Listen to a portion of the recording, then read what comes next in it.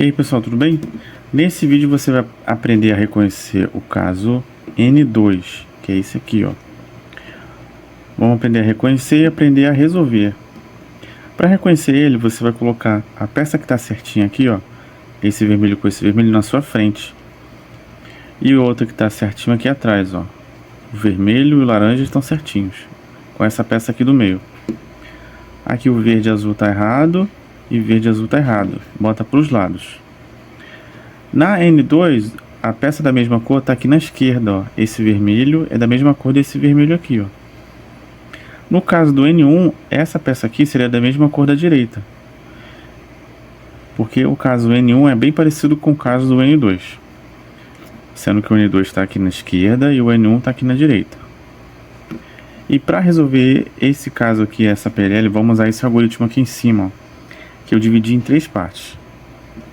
A primeira parte do algoritmo é essa daqui, ó, R', R'.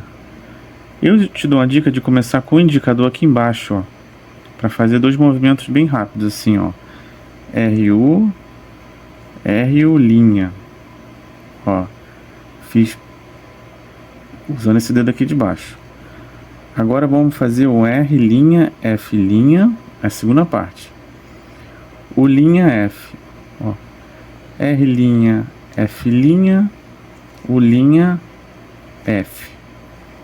Agora a última parte, que é a maior, vamos fazer um RU, R', F', R', F',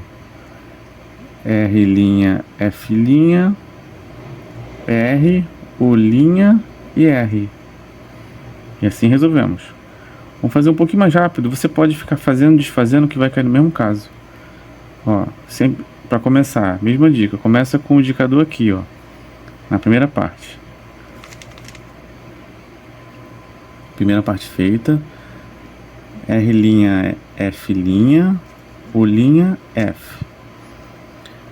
RU, R', F, R', F', R, U', R. Olha aqui o caso N2.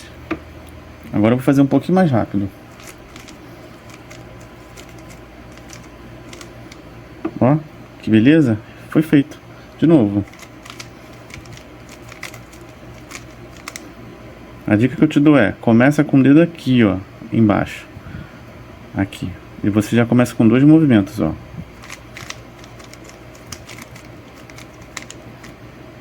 De novo.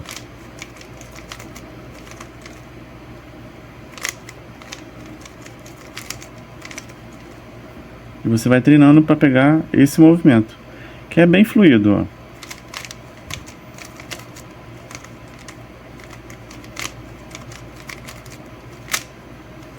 ó. Opa, quase errei agora. Beleza, gente? Esse aqui é o caso N2. Se você gostou do vídeo, segue o canal, deixa seu like para você aprender mais PLLs e mais dicas aqui. Enquanto eu aprendo, eu ensino. Valeu, gente. Valeu, abraço aí.